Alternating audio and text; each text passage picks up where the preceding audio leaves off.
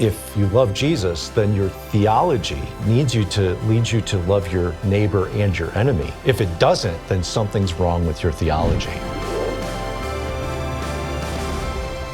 Welcome to InGrace, Todd and Justin. You guys have made an amazing film that I've really enjoyed.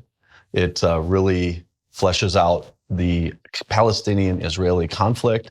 And as Christians, and I've always had this love for Israel, and I know you guys have too, like, then if we love Israel, wouldn't the enemy of Israel be our enemy, right?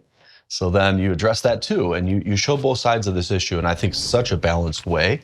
So thank you for making this film, Hope in the Holy Land, and we're going to talk about it today, some of the behind the scenes things, and show our viewers some of the clips from the film. So thanks for having us. Yeah. I mean, surfer. You can tell. Yeah, you can tell he's the surfer. He's got the surfer look. And we started the morning with push-ups, so that was good. Not we. By we, that means you. I live vicariously through Todd, in surfing and in the push-ups. But it's a really awesome project that you guys have done, and the film is excellent and award-winning, right? Yeah, we won the Gold Kron Award from the International Christian Visual Media Association last year, which was a real blessing, a surprise. We were up against some good competition, so we didn't think we were going to win, but we did, and God's really just been able to use that and other awards we've received to bring more awareness of this film that we think is really addressing a very important topic and issue within the church today. Yeah, and there's nothing like that out there, the way that you addressed it, the way you looked at it. I think very biblically. I think we have to think biblically about everything in life, but especially this issue of Israel. This miraculous nation, and just take the Bible out of it. People have to look at this nation as a miracle, or very, very special. It's a unique nation, having been reborn. But then there's an issue there, and the issue is the conflict, and how do you solve that, and what do Christians, how should we think about that? So that's the movie. We're going to show the trailer, and then we'll come back and talk about it. You are completely misrepresenting and stereotyping based on your connections. No.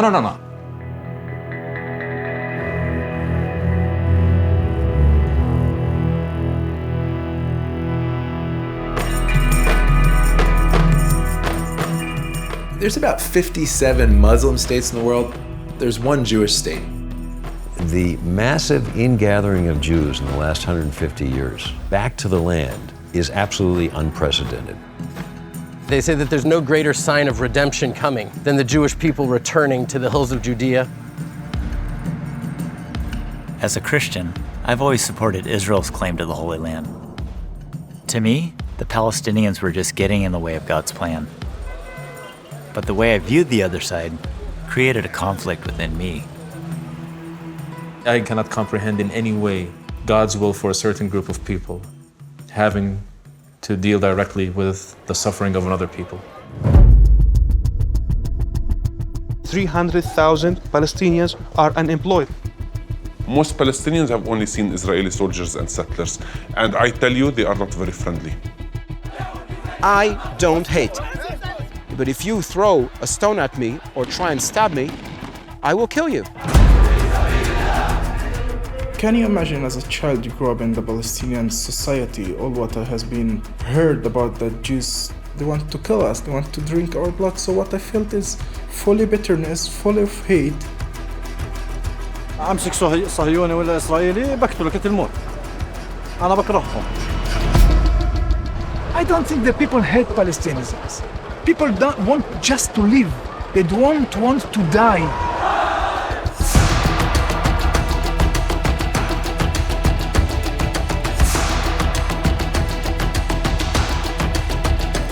أنا بني آدم جايك من برا حابة فرجي صورة الطرفين. أنت اللي بدي يصور قضيتك كان قاعد تطرد فيه.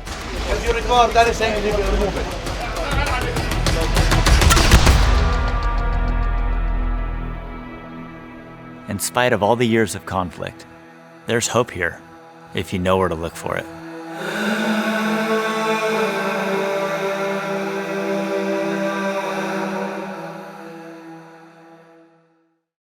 Again, beautiful movie, amazing, well done, and the content's great. So how did you guys come together to do this? So tell a little bit of the background story of the why and how. Yeah, so about 10 years ago, Todd had made a film called Promised Land, Israel Through the Eyes of Surfers, which captures his friendship with an Israeli surfboard shaper. And around the same time that film came out, there were a couple of other films about the conflict targeted to the Christian community that was essentially painting Israel as the primary oppressor of the Palestinians and holding Israel at fault for the ongoing conflict, and also implying that Christians who support Israel were then somehow involved with the oppression of the Palestinian people. Todd and I have been to Israel many times, have learned a lot about the conflict over the years just through our own interaction, through our own studies, and really felt that those films were not fairly characterizing the conflict whatsoever. And we had a sense that there was a great need to produce another film that would bring more balance and perspective to address some of the deep questions that people have related to it, because there's so much confusion and misunderstanding related to what's going on there. So could we produce a film that would bring clarity? And we were being challenged as well by various voices within the Christian community that were saying, you should look a little bit more into the Palestinian side, because as Christians, we're called to love all people, to love our neighbors, to love our enemies. There was a man at my church who said, Justin, I really think that if you love Jesus, then your theology needs you to lead you to love your neighbor and your enemy. If it doesn't, then something's wrong with your theology. And I knew in that moment that I had some soul work I needed to do in regards to my views regarding the Palestinian people. And Todd was getting challenged as well, and that's covered in the film. And so we just felt that it would be a good thing to produce a film that would help people understand more of what's going on. Your journey to bring you to this film is unique too. Yeah, I became a Christian from a very young age. And with that decision, it seems that loving the Jewish people was right there. And I believe it was a gift from God. It wasn't taught to me by anybody. Along the way, it was definitely fueled, I would say. But loving the Jewish people always came easy to me. But I did realize within the last number of years that I did not have God's heart for the Palestinian people. And like we cover in the film, I felt that they were even getting in the way of God's plan for Israel. And that was challenged, and I recognized I needed to do something about that. So I wanted to go on a journey of discovery, seeking truth behind the conflict, but at the same time, gaining God's heart for both the Jews and the Palestinians in the land. And surfing comes into the picture as a kind of a gateway to meet people, to have a Jew, a Palestinian, and you together, and you're teaching surfing.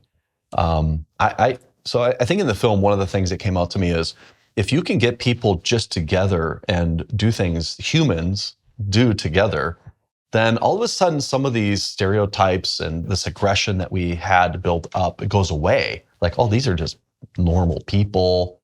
And then, that I think that might be some of the answer that needs to happen here, right? With the conflict is, let's start figuring out ways to get them together, and that solves a lot of it. Right? Just being together and humanizing each other. Because so often with our enemies, let's forget about that conflict. Let's talk about our enemies. They become that guy or the other. And to be able to have a conversation with our enemies and to see them the way, and to be even prayerful about it, to ask God to give you his heart for them and to see that person the way he sees them in the midst of this conflict, and then open up a dialogue. It's amazing what he'll do. There are certain things that we know are true in the Bible. One is that God loves the world. Jesus died for all people. And so any person, no matter what their background, skin color, ethnicity, is loved by God and can be saved. So we know that. We also know that Israel is unique and for a special reason. God gave them the scriptures and the Savior, of course. So if we didn't have anything else, I think just the fact that Jesus is Jewish should give us a love, and maybe that's the love that God gave you.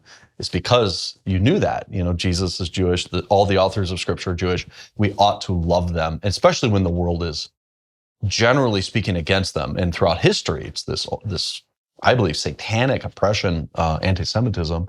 Both of you know that. You see the issues with anti-Semitism, but we also know that we should love Israel. So is this film partially to kind of set the record straight, to really reset the conflict in a correct light, and not in one that's starting out against Israel? Is that part of why you did this?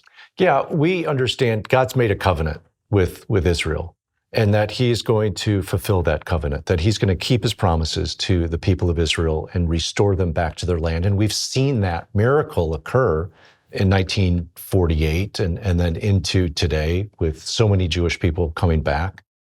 Now, while that's happening, then the question becomes, well, then how does that impact the non-Jews who live in that territory? And is there a possibility for the Jews to be reestablished back in their land and have a peaceful coexisting relationship with their Arab neighbors?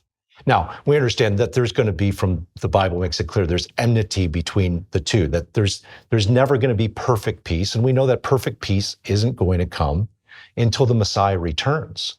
But in the meantime, as followers of Jesus, what can we do to be peacemakers, to encourage them to live together?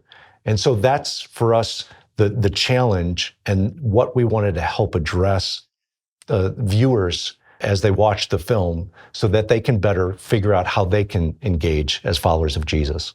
Part of the film tackles some misconceptions in theology, and especially something called Palestinian liberation theology.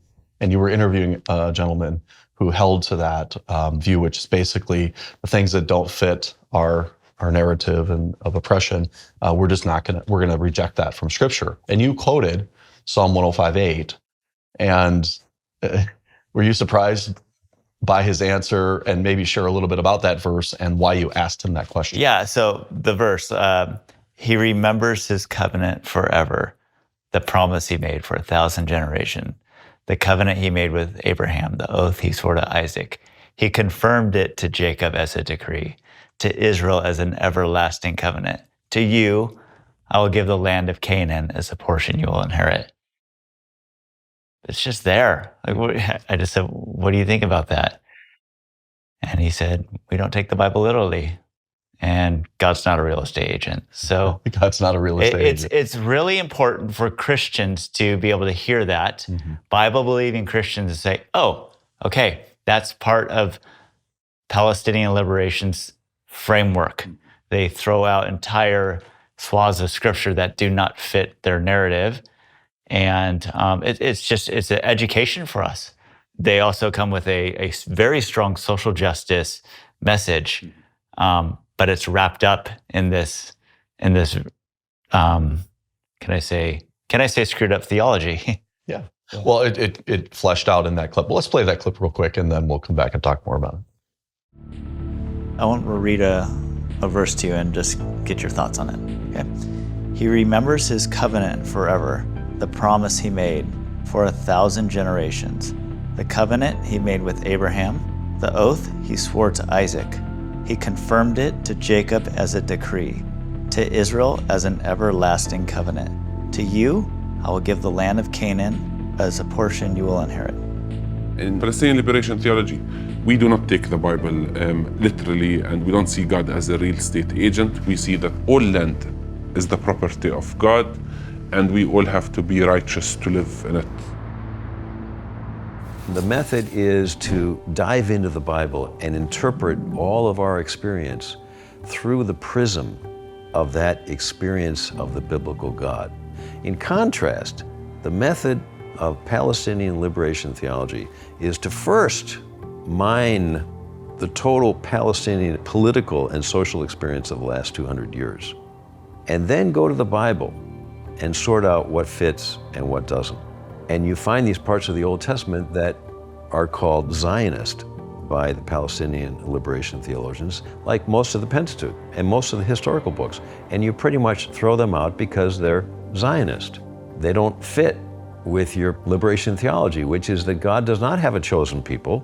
All the nations are the same in His eyes. And so this now controls your theology. This is how you interpret the whole rest of the Bible. The film asks some really good questions to lots of people like that one. But how about the man on the street? And you did some man on the street with Israeli Jews, and you also did it with Palestinians. And one of the questions you asked was, what percentage of, you asked the other one, what percentage of them, or hate you or whatever. And I think that was a very lopsided response, and it kind of really shows the real, heart of the conflict of the problem.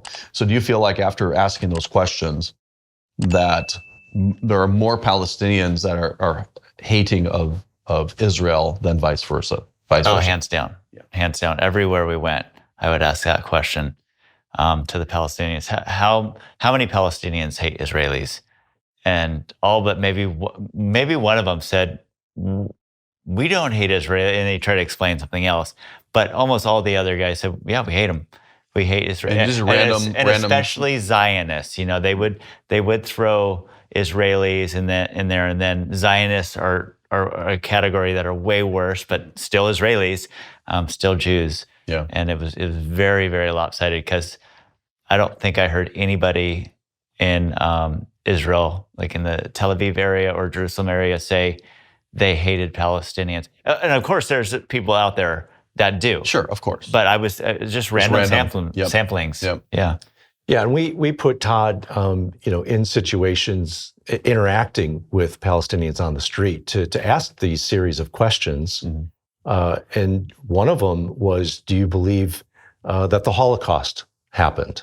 And every Palestinian that he asked denied that the Holocaust happened. Or if they might say it happened, but it didn't happen like it actually happened. And this included other questions. Do you believe that the Jews are trying to take over the world? They all believe that the Jews are trying to take over the world. So there's very classic, or what we would call historical anti-Semitism that exists within the Palestinian community. And so their perception of Jewish people is very negative. And then when you throw in the nationalistic aspirations of the Jewish people, so Zionists, it gets even worse. And so you really see that and feel that in this film. And I think it really helps you to better understand what's going on. Yeah, so let's play the clip about you're walking through the street and you're looking around and you see Mein Kampf, Hitler's manifesto. And it's just had to be shocking to see that. And I know you've heard that it was there, but there it is. And, spray painted, 9/11 was caused by the Jews, things like that. So we'll play a little bit of that and we'll come back and talk about that. Do you believe the Jews were the ones behind 9/11? Of course. I believe so, maybe. مش متأكد بس أعتقد إن هم وراء العالم كله يعني دمار العالم يعني هم اللي.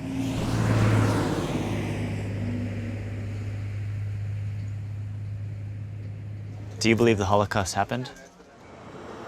No. لا. اختراع من الصهاينة على أساس إنه يحتلوا يعملوا يساووا ويجي له بديل لكن ما صار. فهم ضخموا الموضوع وخلوه يعني انه يشفكوا العالم عليهم ويحسوا انهم مظلومين. وانا انت سالتني ليه بتخاف تطلع وجهك ولا لا؟ لو عندي 10 اولاد ببعتهم لاجل الاقصى كمان، فهمت كيف؟ واحنا بنعمل بشيء مشروع، بشيء قانوني، هم اللي بيعملوا شيء مش قانوني. احنا لنا الجنه وهم ان شاء الله بئس المصير والنار. When you were talking to Palestinians about, Jews and Zionists, because they put the Zionists in the different category, do you guys feel, after talking to all of them, do you feel like it is anti-Semitic to be anti-Zionist? Do you kind of think that's one and the same?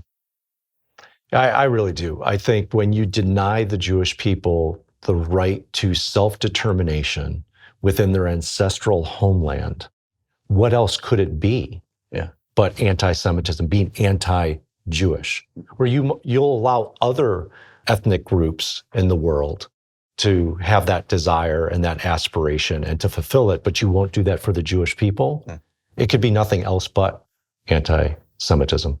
And there's been accusation, and you covered this in the film, that Jews that live in Israel are racist. Okay, and but then you went and explored, and you showed there's great diversity within the Jewish community in Israel, and I mean all different races, because they were scattered to all parts of the world, came back, so all skin tones and ethnicities are represented there. And then they have a great freedom of religion there as well. Everyone that was asked, would you rather, if there's two states, would you rather live in Palestine or live in Israel? You asked the Palestinians that. They all said what? They wanted to live in Israel, right? Yeah, just don't quote us. Don't quote us, yeah. Which is really curious that they said that. But that, again, speaks to kind of the mindset of the leadership and the Palestinians. And that's really, seems like the heart of the issue, the heart of the problem is that leadership. It's not necessarily populist. Yeah, I think it's really sadly become a zero-sum game for the Palestinians, for the leadership in particular, to where it's an all or nothing. The willingness to compromise just does not seem to be there at all. So when Palestinians talk about the occupation, when they say the word occupation, we might assume that they're talking about the West Bank, Judea, Samaria, and Gaza. But in their minds, it's all of Israel. They see it all as being the occupation, and that needs to be liberated. Mm-hmm. And so it's coming to understand, how do they see things when they say something? What do they actually mean by it? Yeah. From the river to the sea, Palestine will be free. This is chanted all over the world. Yeah. It's chanted on all the college campuses in the U.S. From the Jordan River, there's one border, and all the way to the west in the Mediterranean Sea, Palestine will be free. Free of what? It's free of Jews.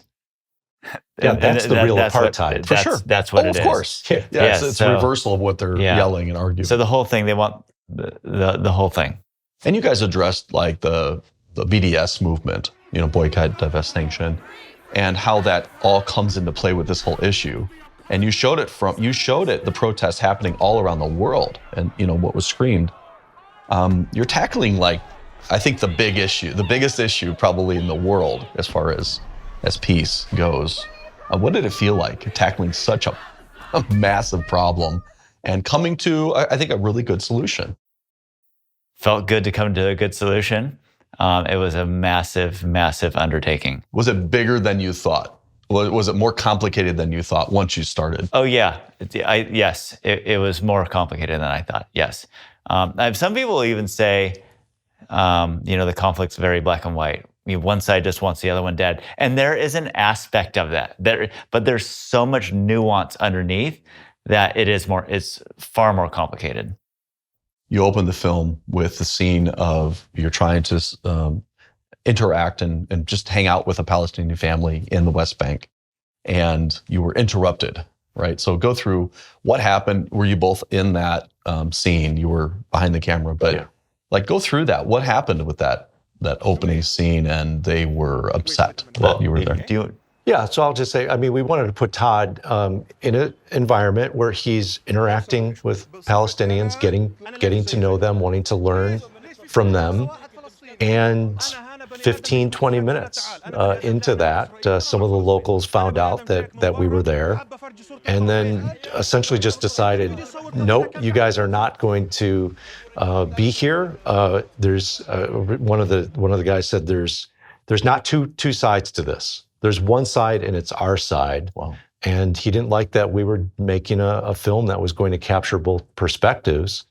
And so, within a few minutes, we were hightailing it out of there. So, and it was pretty intense. At that point, he didn't even know what our side was. So if we had a side, I was there to hang out with a Palestinian Muslim family this time. Mm-hmm. And I was going to have lunch. I was supposed to spend the whole day. And they had just served me coffee, and we were just kind of getting to know each other, and just kind of erupted outside. And our Palestinian guide went out there and told them, they're here to show both sides of the stories. Yeah. And there's only one side, and it's our side, and we want to control that side. That's a shame, because I think if people are open-minded and they see this issue from all sides, we come to a better conclusion. Okay, so all of this started when you guys were going to Israel on trips, on tours.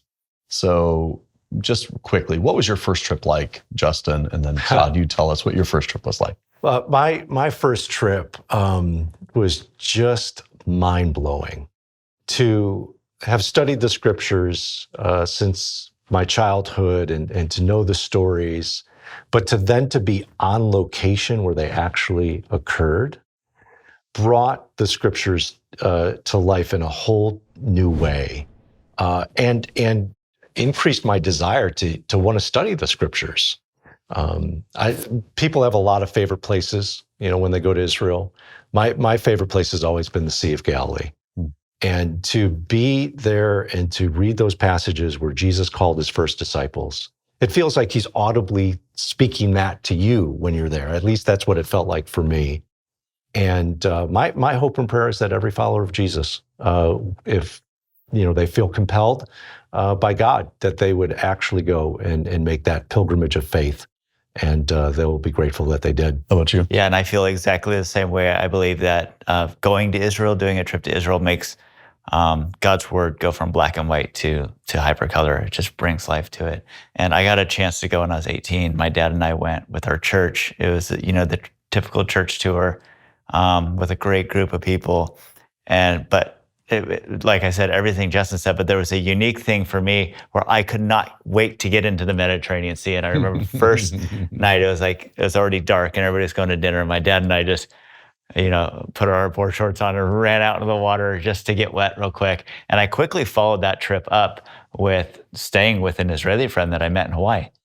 And I remember for the first time I was surfing in a town called Bat Yam, which looks out at Jaffa. And he said, that's Jaffa. That's where Jonah set sail. And my mind was blown. I just couldn't believe it that port city, one of the oldest port cities in the world, is right there. And I'm catching waves and having fun right now. So many subsequent trips for both of you after that. And, the film does highlight the violence, okay? And all of the years, and my story is similar to yours, all the years that we've been going to Israel, there's been issues all the time around that. And some people are just absolutely petrified of traveling to Israel because of what they've seen in the news, but not what they've seen in your film.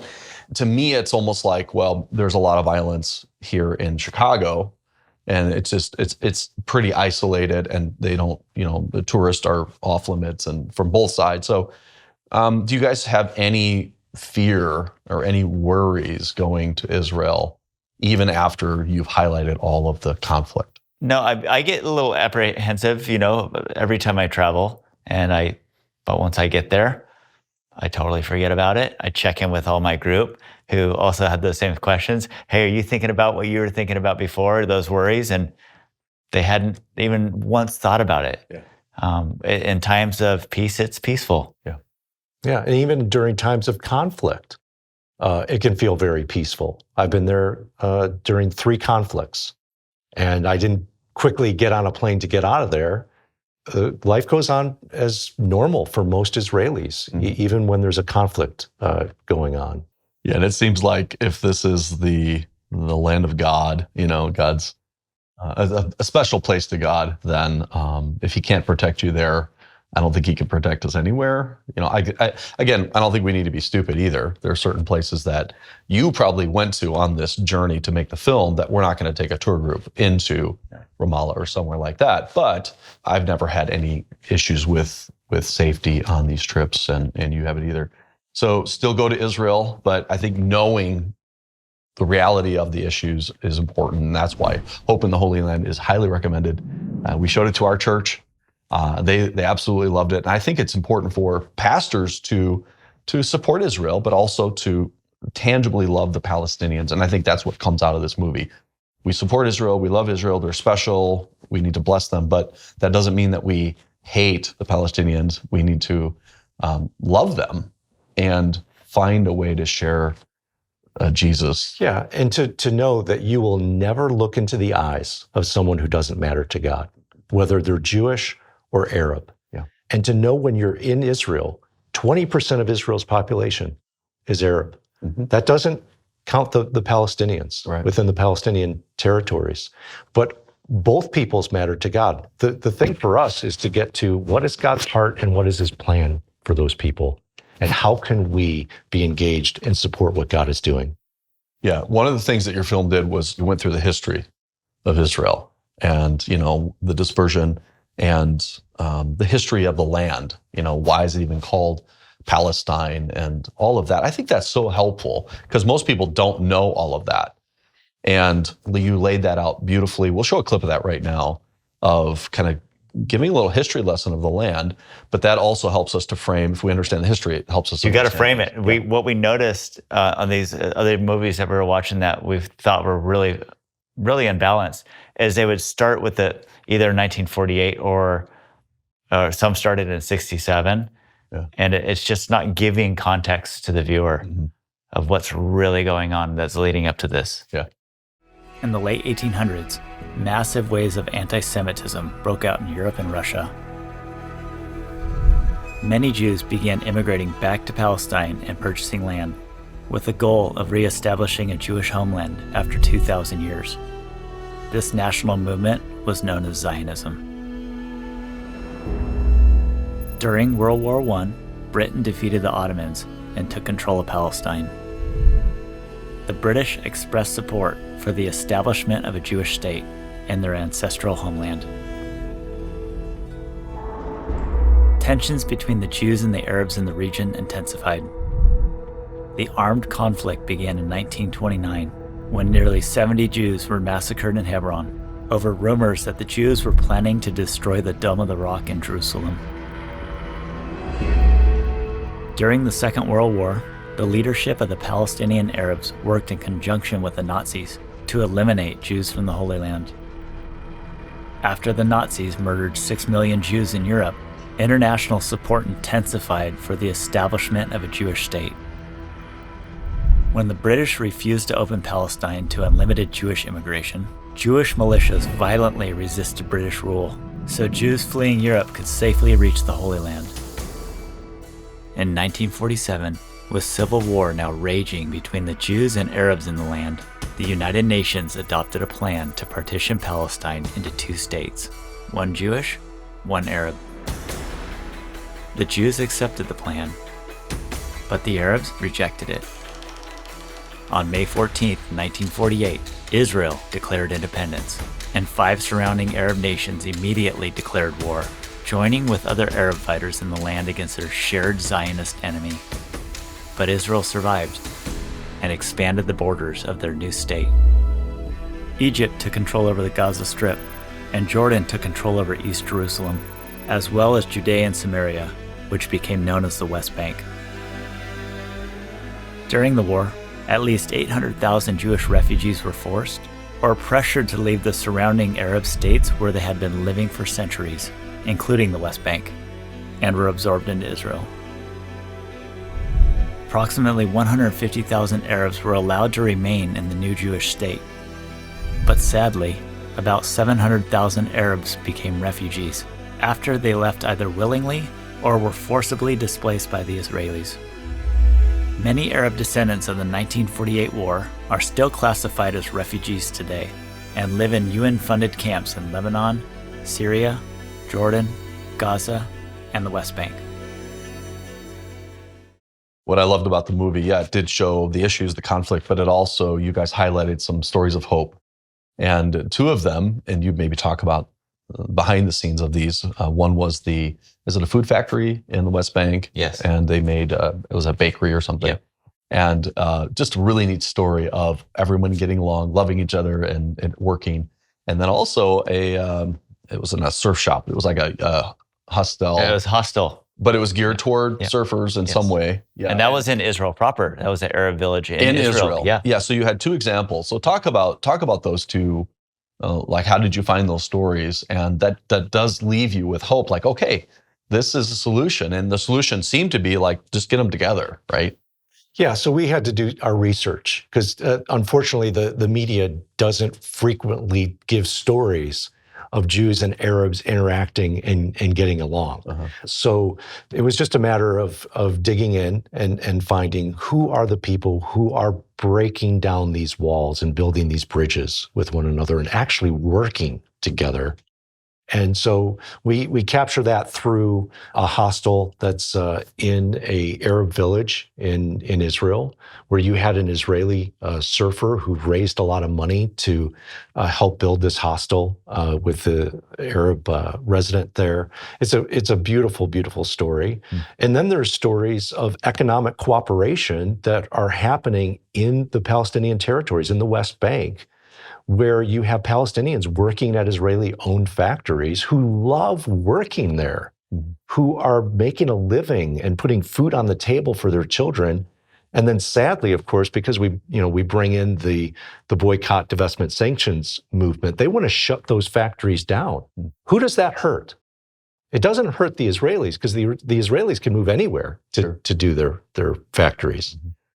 It hurts the Palestinians. Right.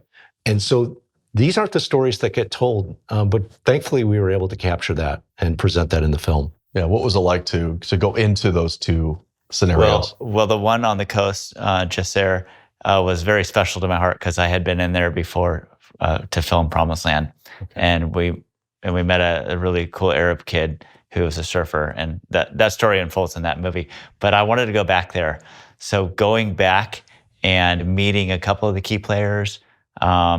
And spending time with the guy who owns the hostel, who's from that village, and talking to him, and Netta, who is his partner, the Israeli Jewish girl who's his partner. It was really eye-opening. I mean, the cooperation was, it speaks volumes. When people cooperate and even do business together, it's a good thing. Yeah. And then again, they're starting to learn that like these are just humans, these are people. And the girl who was the investor, she had vision of Israelis coming in and being invited into an Arab's home and having an authentic Arab meal with them and getting to know each other. I mean, this is what was in her heart. And that's not far from a lot of what Israelis are thinking. Right. So it was nice to capture that on the film. Yeah. So then also the food factory, massive, they had tons of employees, but the Palestinians were saying, hey, we are making good money. It was really good for them. And they're working right alongside Jewish workers, and the owner was Jewish, I believe. Yes. Yeah, they say up to about 70% of the workforce is Palestinian, and they're making 5 times more than they would if they were in a Palestinian factory. And you were making something, right? They had let you start doing something. Yeah, I was making some cakes. without any gloves. Yeah. In case this job doesn't work out for you, we know. No, you said, how am I doing? And they're like, well, you could get the hang of it after like a month. After a month. I guess I didn't do that super good but Well, we all have our gifts. Yeah, as long as I don't have to eat that cookie, I'm rich. But still, you were inserted into these scenes and you came out of it with a story of hope. Yeah. And that's the story of the Bible. That's the story of Christianity. There's always hope, And this issue looks hopeless because think about all the presidents that I've remembered from my life, from Carter to Reagan, Bush, Obama, everybody, Trump, have tried to solve this. And they tried hard. And a lot was offered, right, to the Palestinians. A lot was offered, and they rejected it. So you all come in and try to tell the story in a balanced biblical way. Do you pray that your film will have an impact on creating more peace in that region? Our hope and prayer is that many Israelis and Palestinians will see this film. And I would ask the viewers that they would pray for God to open up those doors. Because we really do think that part of the problem is that, as we've said earlier, each side kind of looks at the other in ways that aren't fully true about who the other is. Mm-hmm. And this film helps to break down a lot of those walls and misperceptions. So we hope that it gets seen there. And I also want to say I think we're really encouraged by some of the developments that have happened in the Middle East related to the Abraham Accords and how you've had Arab countries, Muslim countries sign normalization agreements with the state of Israel. That's huge. I mean, 5-10 years ago, there was Israelis who never would have imagined that that was even possible. But here we're seeing it. And so I think that is also giving an example to the Palestinians and even pressure that they need to start looking at Israel differently than they have been. Okay, so if someone wants to see this full movie, what are the ways that they can do it? Go to our website, hopeintheholyland.com, and you can look at all the ways you can stream it. It's on Amazon Prime and all the other ones.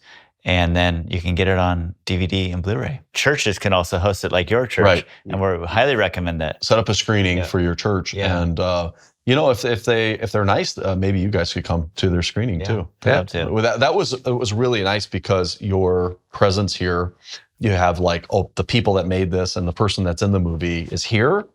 And then they really connect, I think, in a powerful way when you guys can show up. Yeah, and we truly believe every Christian needs to see this film. We're not just saying that. Every Christian needs to see this film. It's that important. And whether you don't know anything at all, or if you say, I love Israel, you're going to be challenged while watching this to love Israel even more. But what is God's heart for you to look like for the Palestinians? And if you're the kind of guy that's like, I don't really like Israel, they're oppressing the Palestinians, I'm the Palestinian guy. You're going to be challenged to gain God's heart for Israel and the Jewish people. So everybody will be challenged. Right. Good. Well, thank you guys for doing this film. And it was a lot of work, a lot of time that took out of your lives, but you did a great job. And you guys are continuing to tell the story, not just in the film, but in your lives, because both of you are involved in ministry and helping Christians better relate to Jewish people and, Palestinians as well. So appreciate your life work, your heart for God, and your heart for the Jewish people and the Palestinians. Amen. Thank you, Jim. Thank you for your work. Thank you. Appreciate it. Hey, I hope you enjoyed our program on YouTube. We want to continue to provide you some great videos on God, the Bible, and how it all connects with our world. It would really help us if you would consider subscribing to the InGrace YouTube channel. We would also like to have you comment. We will try to read and respond to them. And we also need you to hit the notification button and like the InGrace episode that you just saw. These ways will help more people hear about InGrace and more people hear the gospel of grace.